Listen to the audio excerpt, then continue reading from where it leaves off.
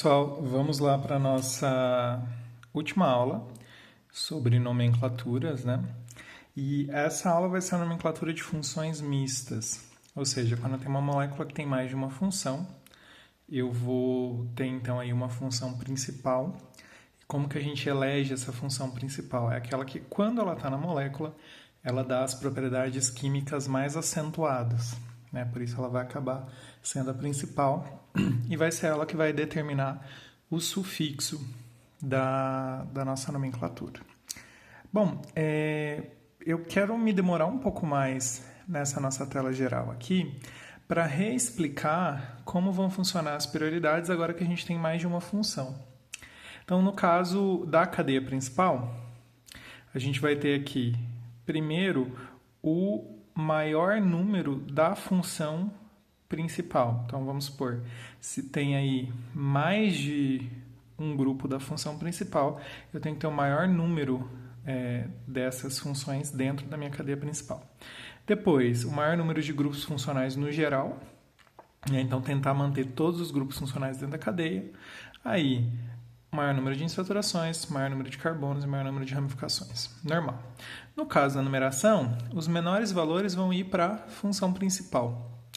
E isso aqui vai ser bem legal e vai ajudar muito na hora de nomear, porque as duas funções mais importantes são funções terminais, que é a função ácido carboxílico e a função aldeído. Então eu vou começar ali da ponta, isso vai me poupar muito trabalho na hora de pensar como fazer a minha numeração. Na maioria dos casos, né? Quando a gente tem as duas pontas ocupadas, isso pode dar um trabalhinho a mais. Aí depois os menores valores nos grupos funcionais no geral, né? Depois menores valores nas saturações, menores valores nas ramificações e por fim menores valores na ordem alfabética. Beleza? Então, tendo isso claro, vamos então aqui para as nossas regras das funções mistas. Deixa eu aqui enquadrar. Ok. Bom, como funciona isso? Quando eu tenho funções mistas, significa que eu tenho mais de uma função na minha molécula e eu vou ter funções que vão ser principais. E, como eu falei para vocês, essa função principal vai depender da reatividade, né? Qual função confere as características químicas mais marcantes daquela molécula. Bom, então a função mais importante que vai aparecer, e aqui a gente está falando só das oxigenadas. No final eu vou falar um pouquinho de algumas outras, né? Mas vamos focar nas oxigenadas. Então, a mais importante é ácido carboxílico, depois aldeído, depois cetona, depois álcool, enol e fenol. A grande questão é que a função mais importante, ela vai dar o sufixo. E as outras funções, elas vão aparecer como grupos pendentes, né? Os grupos funcionais, como um radical. E como que vai ser o nome desse radical? No caso de álcool, enol e fenol, a gente já viu que a hidroxila ela tem nome de hidroxi. No caso de aldeído e cetona, a gente tem quem? O oxo, que é a nomenclatura para a nossa carbonila. Mas, até numa nomenclatura mais antiga, isso não é tão mais marcante agora, se eu quisesse especificar se era um aldeído ou uma cetona, para aldeído eu colocaria formil em vez de óxido e para cetona, ceto em vez de óxido. Tá? Então, só para a gente ter isso em mente. Né? Mas o mais correto, o mais atual é usar óxido. Né? Então, carbonila é óxido, hidroxila é hidróxido. Muito bem. E aqui eu trouxe para vocês alguns compostos que a gente tem entre aspas, assim, no nosso organismo, fazem parte ali das nossas rotas metabólicas. Às vezes não necessariamente esse composto, né? Às vezes é um derivado, mas só para a gente ter alguma noção desses nomes. Bom, vamos começar aqui primeiro com o ácido lático. O ácido lático, ele tem uma função álcool, a hidroxila ligada a carbono saturado, e uma função ácido carboxílico. Quem é mais importante das duas? O ácido carboxílico, né? Ele está bem ali na frente. Então, ele é a minha função principal, ele que vai determinar o meu nome e ele vai ser o carbono 1. Então, 1, 2, 3. Eu tenho 3 carbonos, então isso vai ser prop. Só tenho ligação simples, an. E no carbono 2 eu tenho um álcool. Então, álcool eu vou chamar de hidroxi, que é o nome da hidroxila. Como vai ficar isso, então? No carbono 2 eu tenho hidroxi. Então, 2 hidroxi. Prop, né? 3 carbonos. An de ligação simples, propan. E é um ácido, então, propanoico. Lembrando que é o ácido 2-hidroxipropanoico. Esse aqui é o ácido lático. Eu queria comentar com vocês uma nomenclatura antiga que a gente tem principalmente para ácidos e para aldeídos, que é o seguinte: eu considerar o carbono que está a carboxila ou a carbonila como se fosse um carbono zero, digamos assim, e a partir dele eu vou contando os carbonos com letras do alfabeto grego. Então, nesse primeiro, né, esse aqui é o meu carbono zero. Depois, esse aqui, que é o carbono do lado do carbono zero, é o meu carbono alfa. O carbono, depois do carbono alfa, é o carbono beta. Depois a gente tem o carbono delta. E assim por diante. Então, antigamente, uma possibilidade, em vez de chamar de 2-hidroxipropanoico, chamar ele de alfa-hidroxipropanoico, né? Então, isso é bastante comum. Inclusive, a gente tem aqui no nosso exemplo do lado, que eu vou comentar com vocês, que a gente tem justamente um alfa. Essa nomenclatura também vai aparecer lá nos lipídios. Então, uma coisa é eu começar aqui, carbono zero, alfa, beta, gama, delta, etc. E eu posso pegar da ponta da cadeia e ir voltando. A ponta da cadeia é o último carbono. A última letra do alfabeto grego é o ômega. Então, vocês já ouviram falar provavelmente em ômega 3, ômega 6. Significa o quê? Que do ômega, do último carbono, são 3 carbonos para frente, ou 6 carbonos para frente. Tá? Então, só curiosidade aí da nomenclatura antiga. Bom, o próximo que a gente tem aqui é o ácido pirúvico. O ácido pirúvico ele vai ter quais funções? Carbonila intermediária, é uma cetona, e também ácido carboxílico.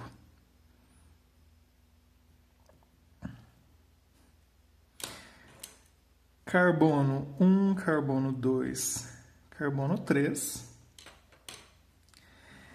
Eu poderia dizer que esse cara aqui é o ácido 2-oxopropanoico, né? Que são 3 carbonos. E estaria correto. Esse é o nome mais oficialzão. Então, 2-oxopropanoico. Lembrando que é um ácido. Mas, se eu quisesse usar a nomenclatura ceto, eu não precisaria dizer que está no carbono 2, porque se fosse no carbono 3, seria um aldeído, né? Então, eu posso dizer simplesmente que é o ácido cetopropanoico, né? Numa nomenclatura mais antiga. Ou ainda, eu posso dizer que é o alfa-cetopropanoico.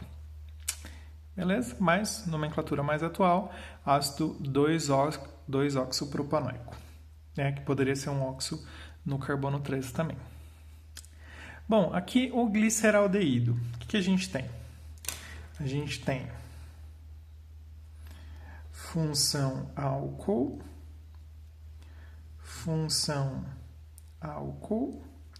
e função aldeído. Entre álcool e aldeído, aldeído é a função preferencial, então vai terminar em al. E aqui esse vai ser o carbono 1, carbono 2, carbono 3. Bom, neste caso, eu tenho hidroxila no carbono 2, hidroxila no carbono 3. São duas, então vai ser 2 3-dihidroxipropanal. Só tem ligação simples. Porém, a gente viu que o mais correto seria falar que esse 2 e esse 3 não precisam ser escritos. Por quê? Em condições normais, eu só posso ter uma hidroxila por carbono. Né? Se vocês lembrarem lá na aula que a gente falou de nomenclatura de álcoois, né? Se eu tenho duas hidroxilas no mesmo carbono, elas vão acabar sofrendo uma desidratação e formando uma carbonila. Então, isso não existe na prática. Então, como eu não posso ter uma hidroxila no carbono 1? Se eu tiver uma hidroxila no carbono 1, vai virar um ácido carboxílico. Então, não pode. E eu tenho, então, 2 carbonos disponíveis e 2 hidroxilas, obviamente vai ficar uma em cada carbono. Então, o mais correto seria a gente dizer simplesmente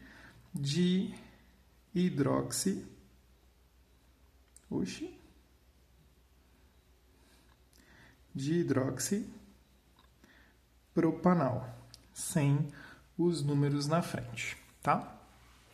Muito bem, vamos aqui para o nosso próximo, que é o ácido alfa-cetoglutárico. Bom, falando sobre aquela nomenclatura antiga, o ácido glutárico é um ácido de 1, 2, 3, 4, 5 carbonos e 2 carboxilas. Esse é o ácido glutárico. Aqui a gente tem um derivado desse ácido glutárico, que ele tem um grupo ceto no carbono alfa, que é aquele do lado da carboxila. Por isso, então, que é alfa-cetoglutárico. Mas como que seria o nome oficial? Bom, eu tenho 2 carboxilas, então vai ser um ácido dioico. E eu vou começar a numerar a partir da onde? A partir da esquerda, porque é mais perto do outro grupo funcional. Então vai ficar 1, 2, 3, 4, 5. Então, no carbono 2, a gente tem um óxido, lembrando que ele poderia estar tanto no carbono 2 quanto no carbono 3. No carbono 4 não, porque daí era só numerada a outra ponta. Né? Então, eu tenho que dizer onde está esse óxido, ou se fosse ceto, também teria que dizer. E aí o nome vai ficar como? Ácido 2-oxo. São 5 carbonos, pente, só ligação simples, an, são 2 carboxilas, ozinho de vogal de ligação, para falar mais bonito, dioico. Dioico. Então, ácido 2-oxo pentano dioico. Bom, o próximo que a gente tem aqui é um açúcar, que é a ribose. Os açúcares, gente, eles são compostos bifuncionais, a gente vai ver isso lá em bioquímica.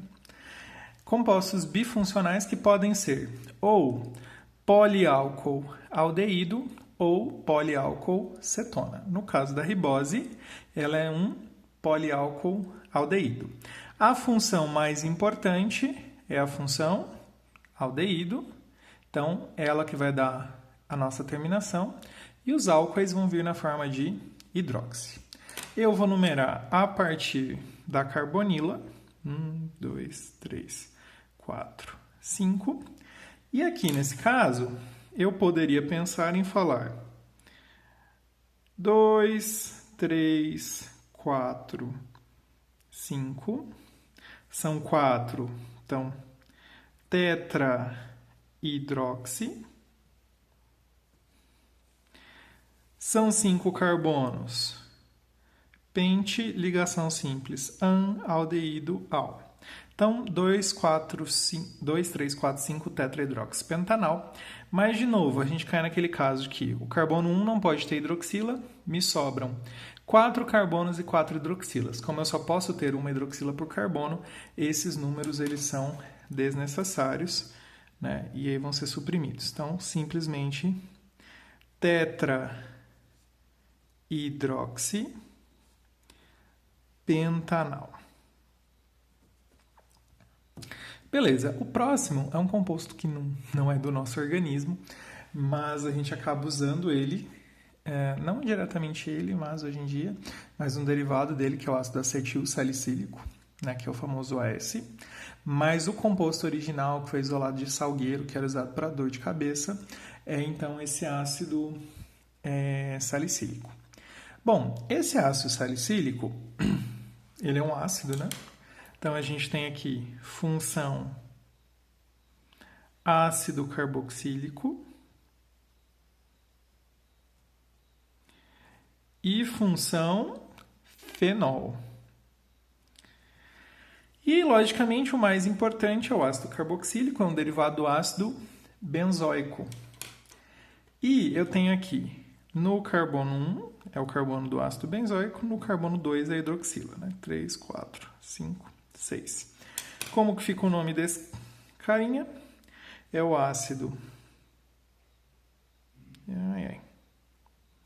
Ácido 2-hidroxi benzoico. Ou posso também chamar de ácido orto-hidroxi benzoico. Então, derivado aqui do ácido benzoico. E para terminar, a gente tem aqui um aminoácido, a valina. Como o próprio nome diz, na explosão mental aqui, por que é um aminoácido? Porque aqui a gente tem um grupo amina, né? Uma função amina, o grupo amino. E aqui uma função ácido carboxílico. Por isso que os aminoácidos são chamados de aminoácidos. E o interessante é que essa aqui, a função é amina, mas a gente viu que o grupo funcional é amino. E é assim que ele vai aparecer, né? As aminas e os aletos orgânicos, eles vêm aqui para trás na ordem de prioridade, né? Então, ele vai aparecer como grupo, né, como radical, né? Falando aqui do nome radical. O radical chama amino, a função chama amina. E aí, a função mais importante é ácido carboxílico. Então, aqui vai ter carbono 1, carbono 2, carbono 3, carbono 4. Aqui, a gente tem um radical metil. E como vai ficar o nome? Eu tenho no carbono 3 um metil, no carbono 2 um grupo amino, e o ácido é o ácido butanoico. Lembrando que a gente vai usar a ordem alfabética, né? Então amino vem na frente. Então, esse aqui vai ficar o nome. Vai ser o ácido 2-amino, 3-metil,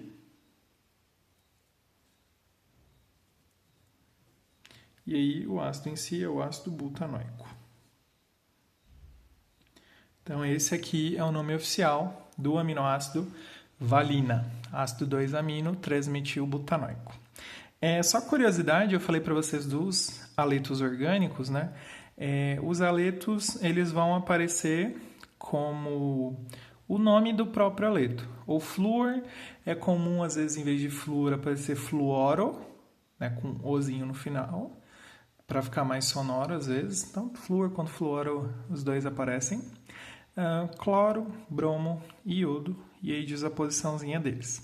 E também o grupo nitro, né, o NO2, ele também vai aparecer como nitro, tranquilo. Então, esses nomezinhos a gente vai acabar explorando quando a gente falar de algumas reações orgânicas e um pouquinho também das propriedades físico-químicas. Pessoal, então é isso. Nós encerramos, então, a nomenclatura das funções orgânicas, né? Lógico, a gente se limitou praticamente às funções oxigenadas, que são as mais importantes. Com isso, você já tem todos os subsídios para fazer o trabalho. Atentem bastante para esses casos que não precisam da numeração. Vários compostos ali, daqueles que estão no trabalho, não vão precisar de numeração. Então, bastante atenção. Nessa aula eu fiz inclusive alguns compostos do trabalho, então se atentem para isso. Então, bons estudos. Se tiverem alguma dúvida, deixem aí nos comentários, né? Ou mandem no CPB, ou falem comigo. Fiquem todos com Deus. E então, até a próxima aula. Esse ciclo de funções orgânicas é terminado. E aí, as nossas próximas aulas, a gente vai entrar em propriedades físico-químicas dos compostos orgânicos. Grande abraço para vocês.